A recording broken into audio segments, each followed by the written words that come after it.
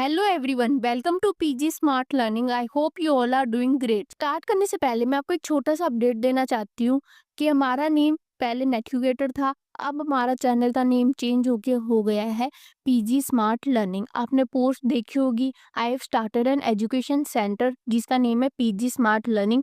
इसलिए मैंने अपना चैनल का नेम भी पीजी स्मार्ट लर्निंग में चेंज कर दिया है। तो ये बात आप थोड़ा ध्यान रखना। के लेक्चर में हम डिस्कस करेंगे कॉन्टेक्स्ट फ्री ग्रामर को।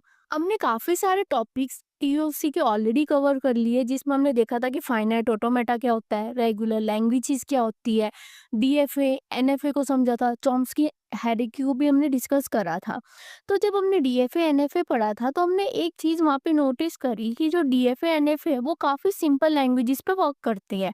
मतलब कि जब हमें ऐसी कोई स्ट्रिंग देखनी है कि जो एंड हो रही है, स्टार्ट विथ हो रही है, कोई सब स्ट्रिंग को हमें कंसिडर करना है, वहाँ पे डीएफए एनएफए काम कर रहे थे।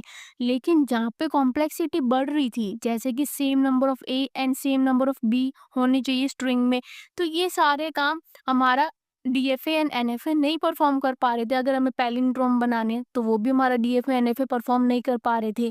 तो उस लिमिटेशन को ओवरकम करने के लिए हमारे पास क्या आई, कॉन्टेक्स्ट फ्री ग्रामर आई।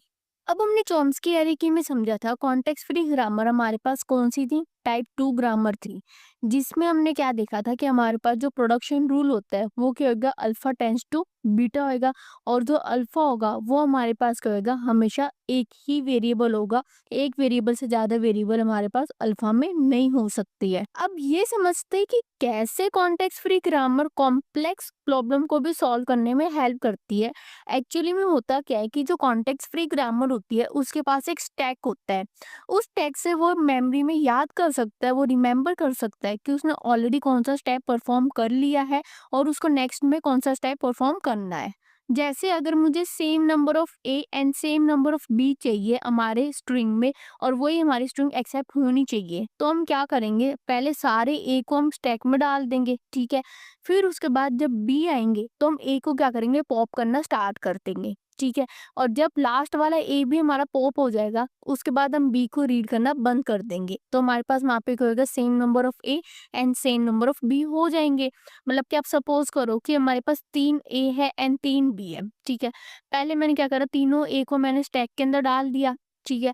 अब हर बी के लिए मैं एक ए को पॉप आउट कर रही हूँ, तो तीनों बी के लिए 3 ए पॉप आउट हो जाएंगे। तो मुझे क्या पता चल गया कि मेरे पास same number of A and same number of मेरे पास बी है। अगर वहां पे लास्ट में मेरे पास एक बी बच जाता है तो इसका मतलब मुझे क्या पता चलेगा कि एक मेरे पास एक्स्ट्रा बी है, इसके अंदर मेरे पास same number of A and same number of B नहीं है। और कॉन्टेक्स्ट फ्री ग्रामर कौन सी मशीन एक्सेप्ट करती है, पुश डाउन ऑटोमेटा एक्सेप्ट करेगी।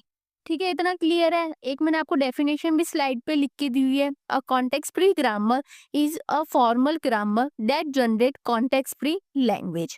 ठीक है, मतलब कि वही है, कॉन्टेक्स्ट फ्री ग्रामर क्या जनरेट करके देगी, हमें कॉन्टेक्स्ट फ्री लैंग्वेज जनरेट करके देगी। अब हमारे पास जो कॉन्टेक्स्ट फ्री ग्रामर होती है उसमें हमारे पास 4 टपल होती है। कौन कौन से 4 टपल होते हैं, सबसे पहले होगा वेरिएबल, फिर आता है terminal, then comes the production and then comes the start symbol. Variables basically कौन से होते हैं, जो कैपिटल अल्फाबेट्स होती है। टर्मिनल्स कौन से होते हैं, जो स्मॉल अल्फाबेट्स होती है, ठीक है। रूल्स एंड प्रोडक्शन, ये काफी इंपॉर्टेंट है। इसी रूल्स एंड प्रोडक्शन से हम देखते हैं कि क्या हमारी कोई स्ट्रिंग एक्सेप्ट होगी या रिजेक्ट होगी उस ग्रामर या उस रूल के अकॉर्डिंग, ठीक है। या फिर हम ये देख सकते हैं कि वो जो रूल हमको दिया हुआ है उससे हम कौन कौन सी लैंग्वेज को हम जनरेट कर सकते हैं। एंड द स्टार्ट सिंबल, जहाँ से हमें स्टार्टिंग करनी होती है। एक छोटी सी रिक्वेस्ट है, सब्सक्राइब करना मत भूलना। अब हम एक एग्जांपल के थ्रू भी देखते हैं कि कैसे इसमें हमारी जो रूल्स होते हैं उनके थ्रू हम जनरेट करते हैं स्ट्रिंग्स को। ठीक है, सबसे पहले हमारे पास क्या हमें रूल्स गिवन है, S tends to A S A और बी एस बी और ए और बी और एप्सिलॉन, ठीक है। अब आपको और सिंबल पता होगा, हर प्रोडक्शन के बीच में हमारे पास और सिंबल लगा हुआ है, ठीक है। अब ए बी एस बी, इसमें अब एस क्या है, एस बेसिकली इसमें क्या है कि आप उसकी जगह कोई दूसरी प्रोडक्शन को सब्स्टिट्यूट कर सकते हो। अब इसके अंदर सब्स्टिट्यूट कौन से प्रोडक्शन करेंगे, इन ही चार पांचों में से किसी भी हम प्रोडक्शन को उसके अंदर हम रिप्लेस कर सकते हैं। मतलब कि ASA के अंदर हम एस के अंदर हम BSB भी डाल सकते हैं, सिर्फ ए भी डाल सकते हैं, सिर्फ बी भी डाल सकते हैं, एप्सिलॉन भी हम डाल सकते हैं क्योंकि हमारे पास एप्सिलॉन भी इसमें अवेलेबल है रूल के अंदर। ठीक है, तो अब इसके अंदर और सिंबल लगा हुआ है तो हमने क्या करा, हर रूल को अलग अलग लिख लिया कि S tends to ASA, S tends to BSB, S tends to A, S tends to B and S tends to epsilon. ठीक है, मतलब एस की जगह हम किसी भी इन रूल्स को रिप्लेस कर सकते हैं। अब हम ये देखते हैं कि किन किन हम स्ट्रिंग्स को जनरेट कर पा रहे हैं इस प्रोडक्शन रूल्स के साथ। तो सबसे पहले हम या तो स्टार्ट करते हैं ASA से। ठीक है, एस की जगह मैंने सबसे पहले क्या डाल दिया, ASA डाल दिया। एस इसके अंदर हमारे पास क्या है, स्टार्टिंग सिंबल है। ठीक है, ASA आ गया। अब जो हमारे पास एस है बीच वाला, उसकी जगह भी मैं आगे सब्स्टिट्यूट कर सकती हूँ। तो चलिए हम सब्स्टिट्यूट करते हैं BSB को।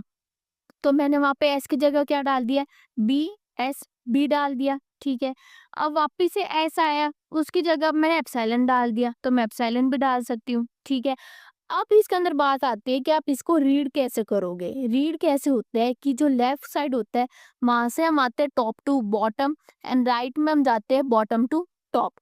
मतलब कि हम सबसे पहले क्या करेंगे, ए को रीड करेंगे, फिर बी को रीड करेंगे, फिर एप्सिलॉन को रीड करेंगे, फिर वापिस से बी को रीड करेंगे, फिर हम ए को रीड करेंगे।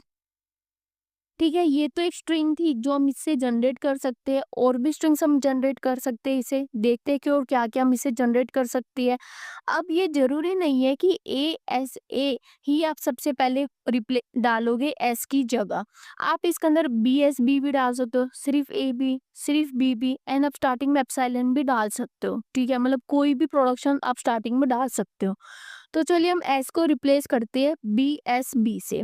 ठीक है, अब जो वापिस से एस आया है उसको मैंने रिप्लेस कर दिया है ASA से। ठीक है, अब वापिस से एस को मैंने रिप्लेस कर दिया हमारे एप्सिलॉन से। तो अब मेरे पास इससे कौन सी स्ट्रिंग जनरेट हुई, BAAB। ठीक है, अब हम ऐसे ही रीड करेंगे, मुझे जो राइट लेफ्ट साइड में top to bottom and right side में बॉटम टू टॉप। तो लेफ्ट साइड से क्या आएगा, BA, फिर एप्सिलॉन, फिर A एंड देन B। ठीक है, इतना क्लियर है। एक और स्ट्रिंग हम जनरेट करके देखते हैं कि और कौन सी स्ट्रिंग हम जनरेट कर सकती है। हम सेम प्रोडक्शन भी बार बार हम उसके अंदर रिप्लेस करवा सकते हैं। अब जैसे कि एच को मैंने सबसे पहले रिप्लेस करवाया है BSB से। ठीक है, अब वापिस से जो एस आया है उसको भी मैंने रिप्लेस करवाया BSB से।